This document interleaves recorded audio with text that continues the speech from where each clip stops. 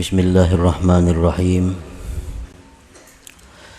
Alhamdulillahilladzi biyadihi maqalidul umur wa biqudratihi mafatihul khairati wasyurur walladzi hadzarana 'anil istidraji wal gurur. Asyhadu an la ilaha illallah wahdahu la syarika lahu rabbul ghafur. Wa ashhadu anna sayyidana Muhammadan abduhu wa rasuluhul maghfur. Allahumma salli wa sallim wa barik ala sayyidina wa maulana Muhammadinil mashhur wa ala alihi wa sahbihi wa dhurriyyatihi wa atba'ihi ila akhirid duhur, amma ba'd. Yang kita hormati dan kita cintai para habaib, para alim ulama, para muhibbin, hadirin, hadirat, rahimakumullah. Alhamdulillah, puji syukur kita haturkan kehadirat Allah yang memberikan kita anugerah iman, Islam, taufik dan hidayah serta inayah sehingga kita malam ini kembali dikumpulkan di tempat yang penuh berkah dan rahmat ini. Salawat dan salam kita haturkan kepada junjungan kita Nabi besar Muhammad sallallahu alaihi wasallam dan kepada seluruh keluarga, para sahabat, zurriyat dan pengikut beliau sampai hari akhir. Para muhibbin rahimakumullah, al-hikmatu thalithatu wa sittun minal hikamil ataiyah. Qala al-imam Ahmad ibn Athaillah Sakandari rahimahullah wa nafa'ana bi'ulumi. Hikmah yang ke-63 dari Al-Hikam, berkata Imam Ahmad bin Athaillah As-Sakandari rahimahullah wa nafa'ana bi'ulumi.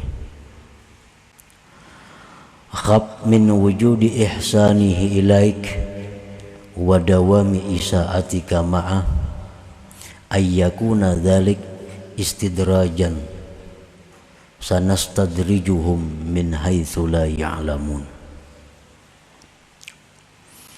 Yang artinya, takutlah engkau daripada adanya kebaikan Allah kepada engkau beserta kekalnya jahat engkau beserta Allah. Takutlah bahwa yang demikian itu kebaikan tadi merupakan istidraj dari Allah Subhanahu wa ta'ala. Allah Subhanahu wa ta'ala berfirman, sanastadrijuhum, selagi kami lanjur mereka itu, min haitsu la ya'lamun, dari sekira-kira mereka tidak mengetahui, tidak menyadarinya. Nah, itulah terjemah daripada hikmah yang ke-63 ini. Fakhab ayyuhal murid min dawami ihsanillahi ta'ala ilaik. Takutlah, waspadalah wahai murid daripada kekalnya, daripada terus menerusnya kebaikan Allah kepada engkau. Bisihhati wa kasratil amwal wal aulad wal atba wattisa'il jah wa taisiril asbab.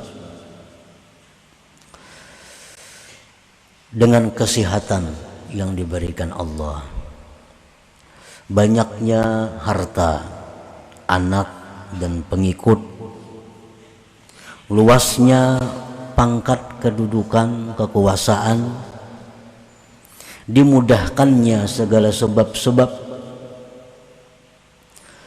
beserta kekalnya kejahatan engkau beserta Allah dengan lupa, taksir, maksiat, tidak mensyukuri, ayyakuna dzalika istidrajan minhu ta'ala, bahwa yang demikian itu merupakan lanjuran dari Allah Subhanahu wa ta'ala.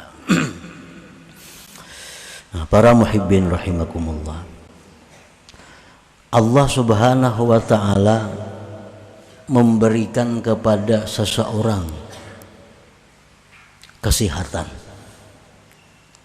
Orang ini kada ada masalah dengan kesehatan, sihat saja, diberi Tuhan harta yang banyak, pengikut anak banyak, punya kedudukan yang luas, kekuasaan yang luas, dimudahkan sebab, artinya apa ini hendak tuh mudah, ada jalannya, ada jalannya. Padahal orangnya selalu maksiat kepada Allah. Padahal orang ini selalu maksiat kepada Allah.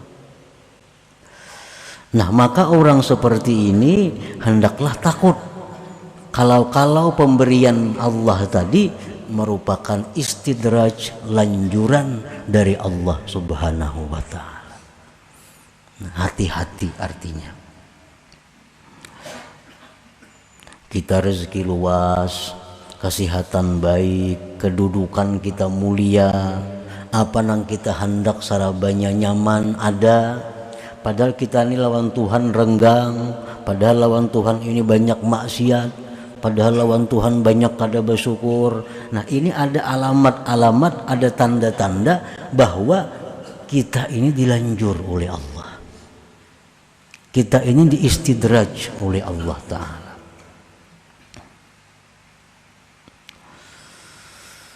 Para muhibbin rahimakumullah, istidraj itu artinya lanjuran tuh.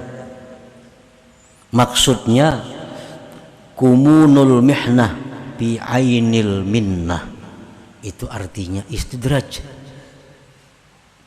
Tersembunyinya azab, tersembunyinya bencana, tersembunyinya malapetaka di dalam sebuah nikmat. Itu artinya lanjuran. Kayak madu itu manis, tetapi madu yang diberikan kepada kita itu mengandung racun. Nah, itu adalah nikmat, tapi di dalamnya ada mengandung bahaya, mengandung malapetaka. Allah selalu mengalirkan nikmat kepada kita, kesehatan, keuangan, kepangkatan, dialirkan oleh Allah kepada kita. Padahal di dalam itu semua terkandung ada kemurkaan Allah, terkandung ada azab Allah. Nah, itu istidraj namanya, istidraj ngarannya.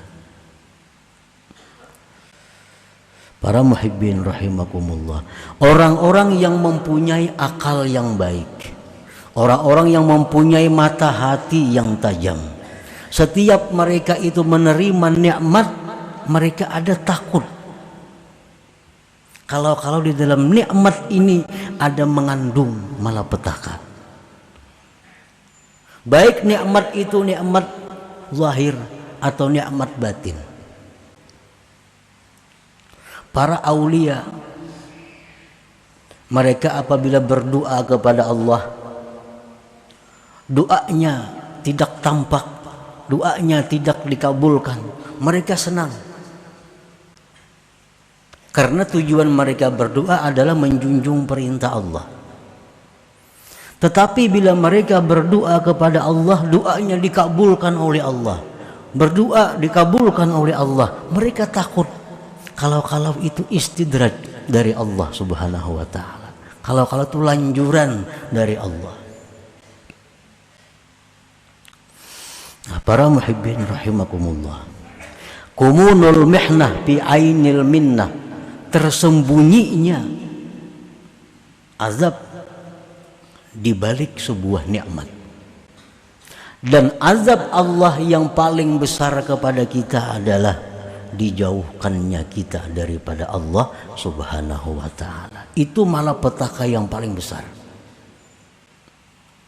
Kalau orang kena musibah diri masih kecil, kena musibah harta masih kecil lagi. Tetapi kalau orang ini sudah kena musibah tentang agamanya, sehingga dia diusir dari hadratillah, sehingga dia dijauhkan daripada majlisnya Allah, nah ini adalah musibah yang paling besar. Ini yang ditakuti. Kalau nikmat yang kita terima ini adalah merupakan lanjuran dari Allah. Karena kalau kita pikir kita ini lawan Tuhan, banyak menantang. Lawan Tuhan kita banyak lalai. Lawan Tuhan kita banyak kadang mentaati. Tetapi nikmat Tuhan selalu mengalir kepada kita. Nikmat Tuhan selalu melimpah kepada kita. Nah, ini sudah jelas istidraj dari Allah, lanjuran daripada Allah. Artinya orang ini akan berakhir dengan akhir yang celaka. Para muhibbin rahimakumullah, di zaman Rasulullah sallallahu alaihi wasallam ada satu orang yang dibuat contoh, yang diistidraj oleh Allah Subhanahu wa ta'ala,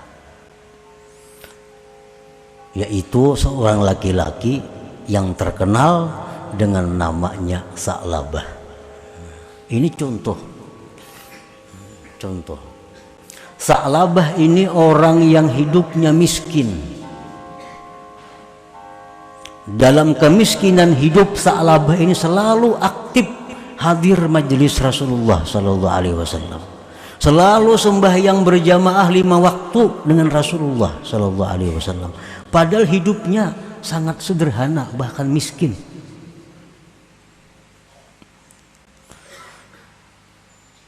Begitu Sa'labah diberi Allah kekayaan,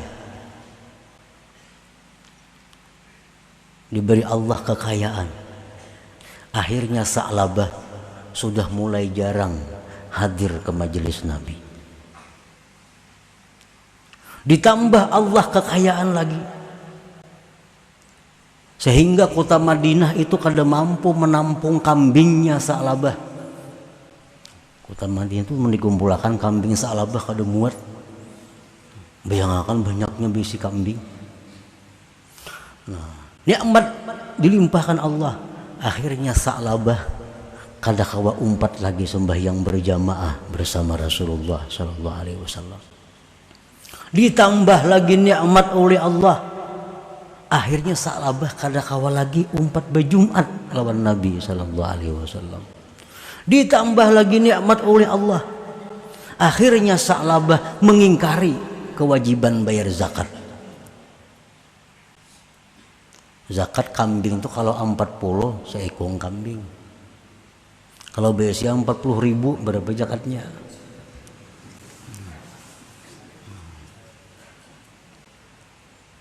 Kota Madinah tuh kada muat kalau datangan kambingnya Sa'labah itu hibak di mana-mana kambing Sa'labah. Akhirnya Sa'labah ini mengingkari kewajiban zakat, enggan bayar zakat. Terus ditambah Allah harta Sa'labah. Akhirnya Sa'labah ini mati dalam keadaan tidak membawa iman. Abu Bakar kada mau menyembahyangkan jenazahnya, sahabat-sahabat lain kada mau menyembahyangkan jenazahnya. Nah, ini contoh lanjuran.